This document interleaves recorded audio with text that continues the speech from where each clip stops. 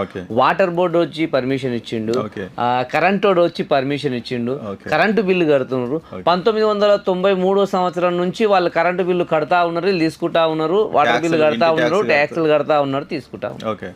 వాళ్ళు ఏం వాదిస్తున్నారంటే, సార్ మేము ఇన్ని రోజుల నుంచి ఇక్కడ 40 సంవత్సరాలు అంటే దాదాపుగా ఒక 2 తరాలు, దాదాపు ఒక 2 తరాలు మేము ఇక్కడే ఉన్నాము.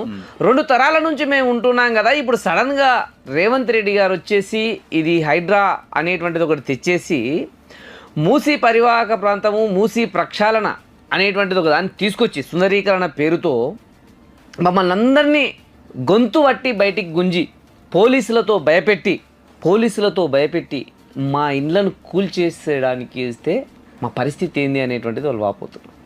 నిజంగానే నిన్ననో మొన్ననో ఒక బుచ్చమ్మ అనేటువంటి ఒక మహిళ సూసైడ్ చేసుకొని చచ్చిపోయింది అవును. ఆ భయంతో.